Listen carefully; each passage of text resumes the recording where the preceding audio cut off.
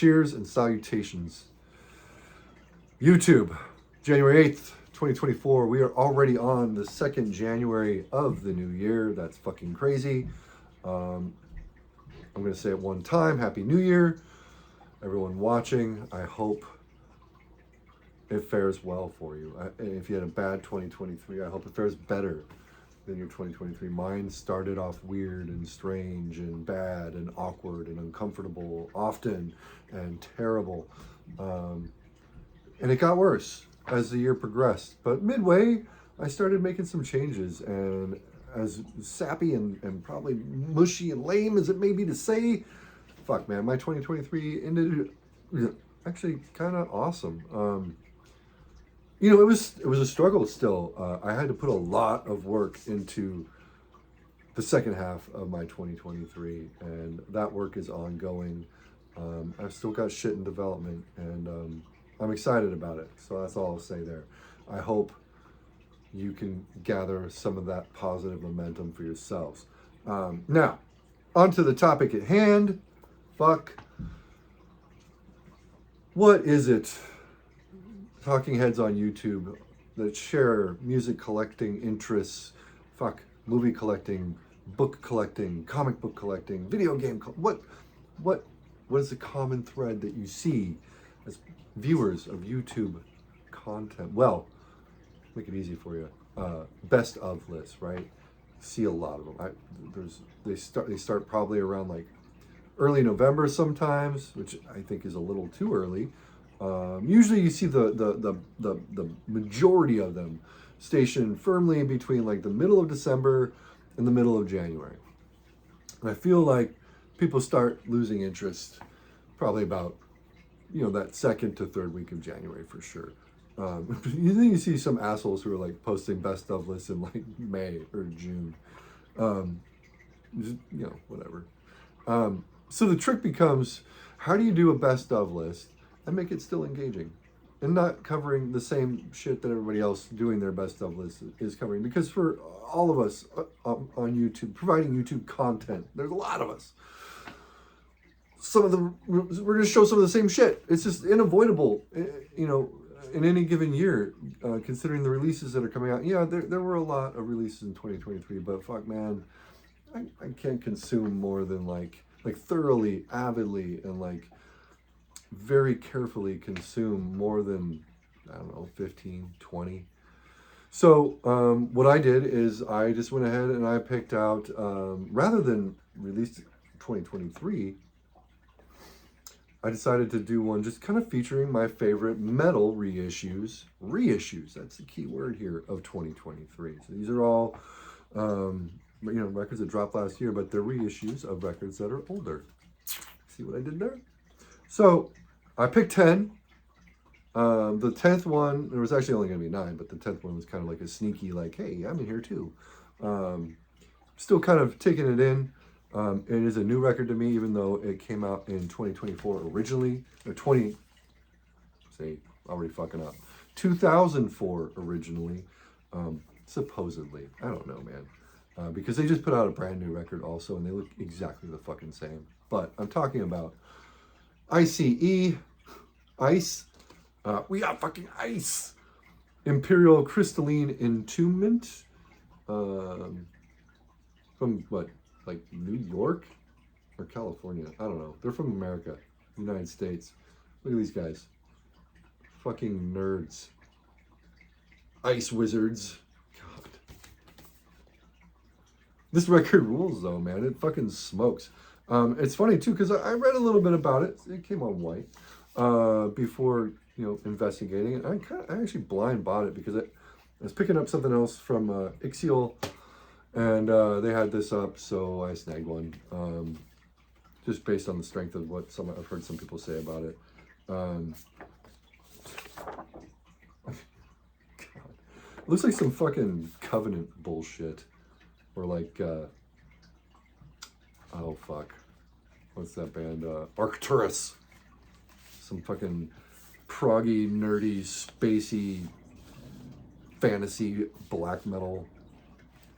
I don't know. What you get with this is like straight up like Pure Holocaust, Blizzard Beasts, Era Immortal Worship, and it rules, man. It's like, for a 2004 record, doing this style, stellar. Like, really, really fucking good. Yeah, it's kind of shallow and, you know, stupid, but it's catchy as fuck, and you know, I can bang my head to it and get my groove on. So yeah, man, I love this thing. I've been listening to this a lot since it showed up. Totally recommend it. Reissue 2004, I think. This is also a recent edition, but it fucking rules too. This is a funny one also. Came out, I want to say probably like November. I don't want to say, maybe late October. I don't know. Peaceville put it out. Talking about Fimble Winter with Servants of Sorcery, a 1992 album featuring Shagrat from Dimmu Borgir, who put out 2 good records and then sucked for the rest of time. This record rules, man. A lot of people don't like it. I dig it. I dig the fuck out of it, actually. This is like, when it comes to like knuckle dragging second wave Norwegian black metal, this is pretty much what I want to hear.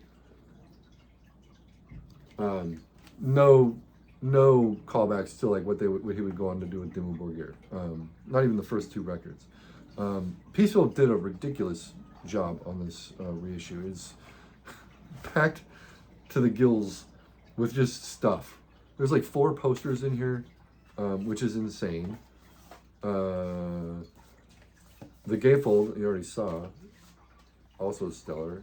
Came on a very nice white LP.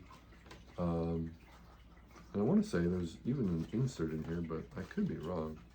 I don't know. Like I said, there's a lot of shit in here. Oh yeah. Yeah, came with a fucking insert. This record is rad. Yeah, it's basically fucking Darkbill worship from the same time. Or even, fuck man, like Hellhammer. You'll definitely hear nods to Hellhammer on here. They fucking cover Morbid Tales. And it's a rad cover of Morbid Tales. Yeah, this record's rad. I'm dropping shit all over the floor. I'm not organized. I wasn't going to do a video today. You get a cool story about Fimble Winter on here. Yeah, man. I like this record a lot. And I kind of blind bought it. Not knowing much about it other than, you know, Shagrat was in it.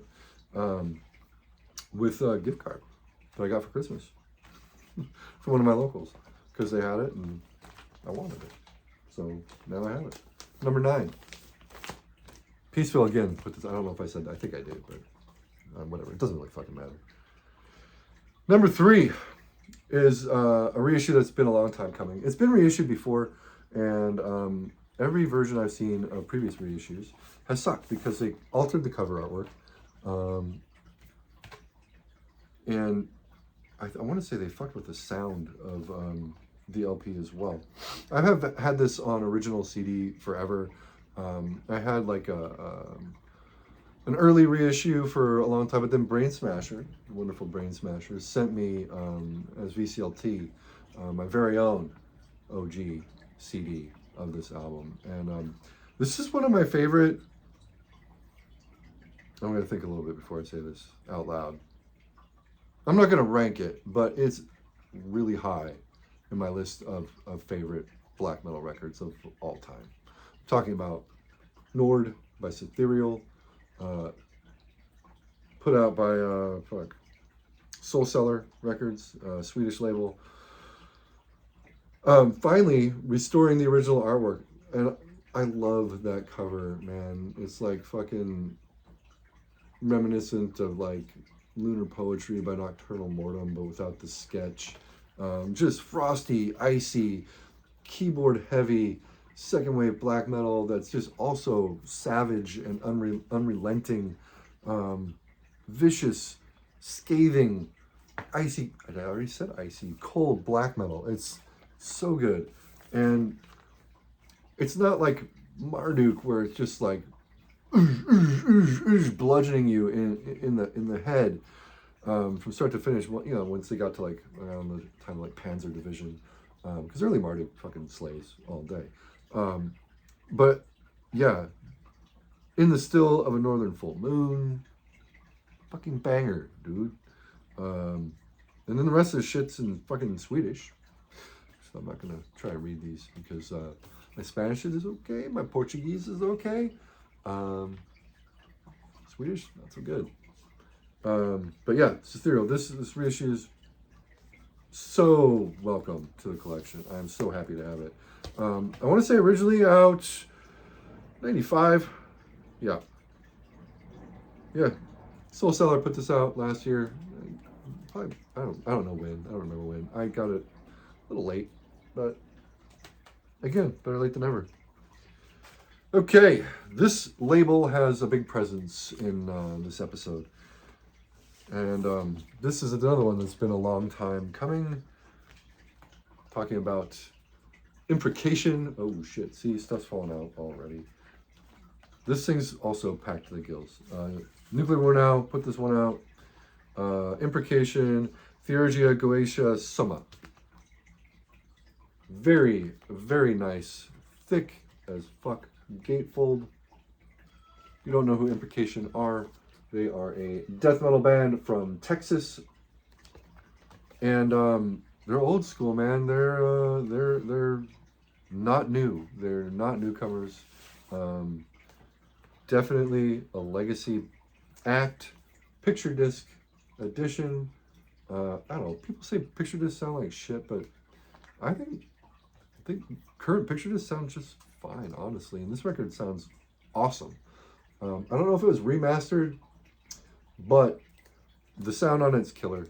NWN did a really good job with this one, and again, like I said, it was absolutely something that needed to come about. This is probably my favorite material from Imprecation, but they put out a new record like last year, 2023. They either had a new record last year or the year before. I'm not up on the current shit for them. This is just stellar though. It came with a poster, which is huge and unnecessary, but it also came with this sick fucking book. And I mean, this is a book.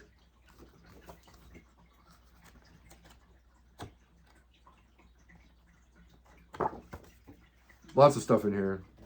Articles, you know, the usual.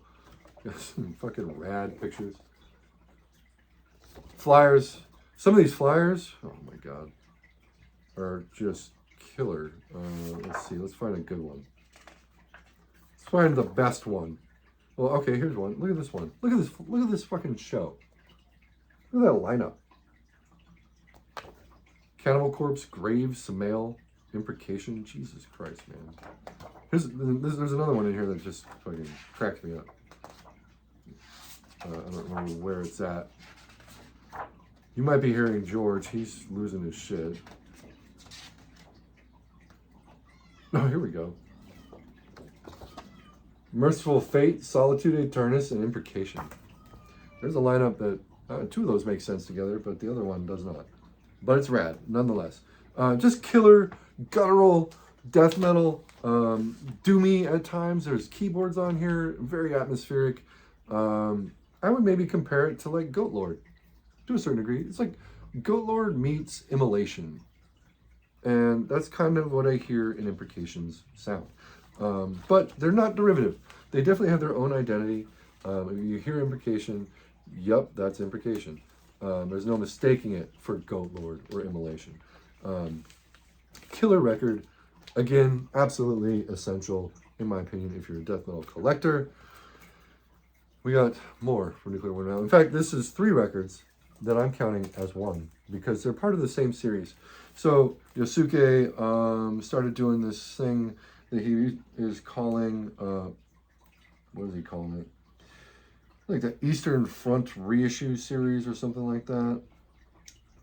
Which checks out. That's what his store is called in Texas, if I'm not mistaken. At any rate, we got 3 records. There's about, he's released about 4 or 5 on the sub-label of NWN, with cooperation of Metal, I don't know, Metal Metal Race, I don't know, out of Russia. And these are 3 Russian albums that I never thought I would have to hold in my hands. The first one, the earliest one I picked up, Blankshot. Yeah, you know, you got fucking, what's the word? Oh man, it's right on the tip of my brain. Doesn't matter. Russian characters. This record rules, dude. Like, this is, it's Russian, decidedly so. But it echoes some of like the ferocity and viciousness of South American metal, like Sarcophago or Sex Trash especially. And this is just trashy. Look at that cover. I don't know what's going on in there. What is up with that face? It's so gross. Anyway, you get the dudes there. So you get that like Sarcophago Sex Trash sound, but you also get like almost motor punk sort of like Motorhead guitar lines, bass like interludes, whatnot, where it's rocking, and then it'll go into like a real thrashy like segment, just all in like the span of like a few seconds. So it's very Eastern European in that regard. Killer. I would say if you like Motorhead or Sex Trash or say like Morbid Saint, you're gonna love this record. It's stellar. The second record I picked up in this series would be Effusion of Blood by Aspid. This record has been on my want list for a very long time. Originally in its original form, OG Press, but those things are expensive as fuck, and tend to only pop up in Russia these days. And then it got another reissue, a recent, maybe like 2016, it got a reissue from Metal Race or Metal Rust or Metal, I don't know. Those are also expensive now. And I was really hoping when I read the announcements of this effort that Nuclear War Now was doing, that this record would be included, and it was. There's the dudes looking very nerdy. This is technical thrash. Don't think like Sadist or like Cynic or Atheist. It's more like, I don't know, if I hear anything, it's more Corner influenced. It is a little derivative, but it's killer, man. It's absolutely killer. Love that cover as well. And the quality of these things is just awesome. The vinyl all came like on crazy colored vinyl, with posters and inserts, all the essentials. Just stellar. They're probably my favorite of the bunch, and it kind of vied for a while for its place against that Aspid. But yeah, it's probably my favorite of the bunch is The Beastly Abyss Will Kill You by Varvar.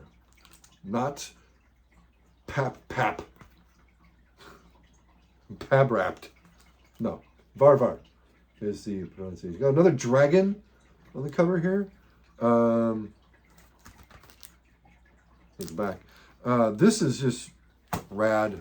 Speed metal, heavy metal, motor driven, fucking bordering sometimes on like the punkier side of Wabam, a la Motorhead or Tank, or even like that French shit like fucking Volcan or Mercage or Ashbom. This fucking album smokes. It is so good. And I mean, how can you say no to that cover? It's so good. It smokes. 10 out of 10. Honestly, these are all right up there. Hence why they share the same spot in my ranking. Where were we at? That was number...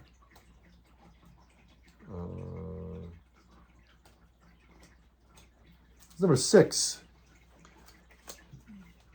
Taking place of number 5 on my list would be, this is another hard one, but this is my favorite by this band, Brodequin, with Festival of Death. This was reissued by Season of Mist. And fuck, man. I'm not a huge brutal death metal fan. I like some. You know, like Pyrexia, old Deeds of Flesh. What's the band from Denmark? Why can't I think of what they're called? They had really bad album covers, but really, really brutal. Just stellar stuff. But think that kind of shit. This Brodequin is excellent. Insert included with lurks on the back side. Just primal, carnal, knuckle dragging, absolutely disgusting, brutal death metal. Nothing special about the little final. I don't know why I'm always pulling it out. It's not like a show and tell. It's a ranking. This is number 5, Brodequin. Yeah, just if those bands I just mentioned interest you whatsoever, listen to this. Think early Suffocation. Yeah, man, this is just, god damn it, absolutely stellar, essential shit. It got me on a brutal death metal kick. This is kind of the record that was responsible for me getting into that Nithing CD that dropped last year, which if I do a best of list, we might talk about that, but I don't know if I'm going to do one yet. We'll see. So let's see, in 4th place we have, and was there ever any doubt, this is another, I think Season of Mist did this one as well, but it doesn't say on the back. Licensed by Saturnus Productions, Tormentor, Anno Domini. So glad to finally have a legitimate reissue of this in my hands. They also put out 7th Day of Doom. This is my favorite Tormentor. I've had a boot of this for years. Really bad boot too, which I was happy to pawn off on somebody after I picked this one up. Just killer black metal, black thrash, early shit. You know, it's got Attila, went on to join Mayhem after the death of Dead. He's right there just looking I mean, they all just killer. Hungarian black metal, if I'm not mistaken. Just, you know, think the first 3 Bathory records mixed with like some Venom for good measure and Hellhammer. But also that early fucking Euro black metal sound, like Death Crush era Mayhem, the early Samael, but like sped up. And that's Tormentor, man. It's just rad shit. Only super unhinged, especially with Attila on vocals. His vocal style is amazingly unique. You will not mistake him for anybody else. They did a really nice job with this reissue. He's got the fucking gun. What? God. Anyway, yeah, this is my number 4. Number 3, I mean, number 4. I can't count. Came with a booklet too. No, it came with a poster. We're not gonna. I'm not even gonna take that out. I don't know why I pulled it out. I figured it was a poster. But I just leave this shit in there. Like I pull the record out. If there's lyrics, I'll pull those out often. But like posters, just stay in. I don't hang posters up that come in records unless they're amazing. I just got one, and in fact, it's probably gonna get an exception to that rule, which we'll talk about in a future video, probably my next video, if I'm honest. Okay, number 3.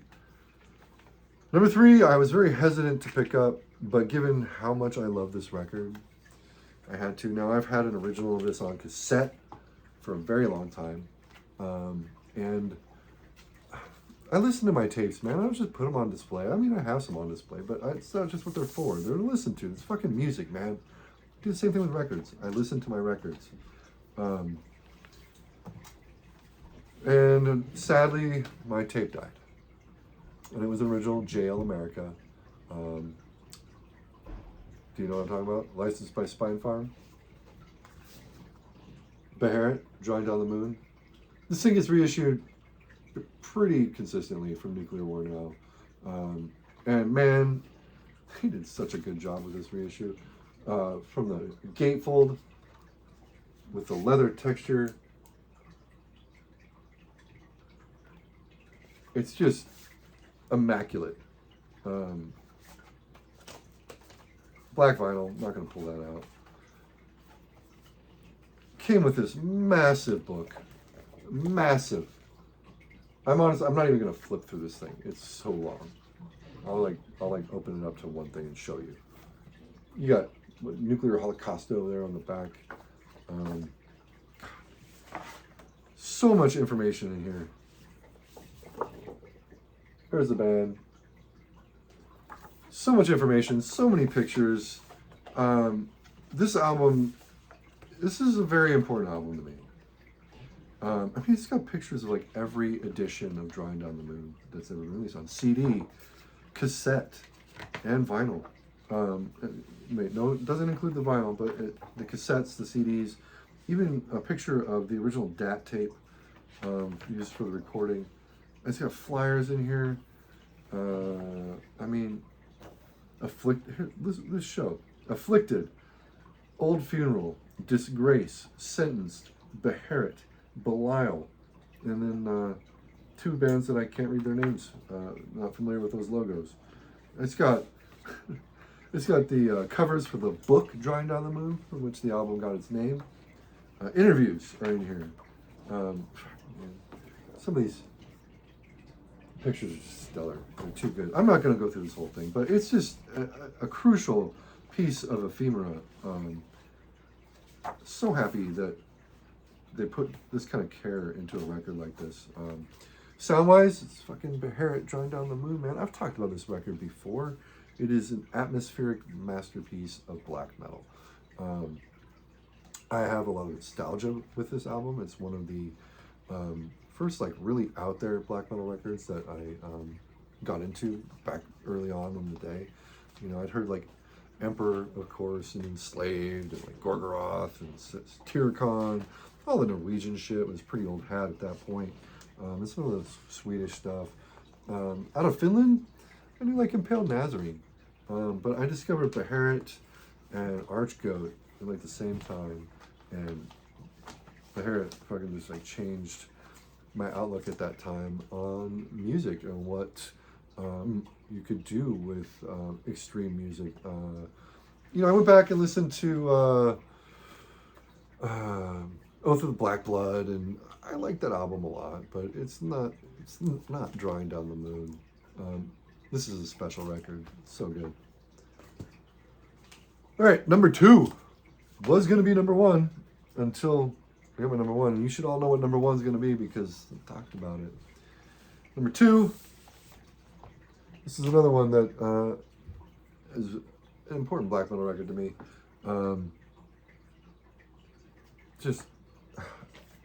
I struggle to say anything really of like that you're going to take away and understand like how deeply I love this record.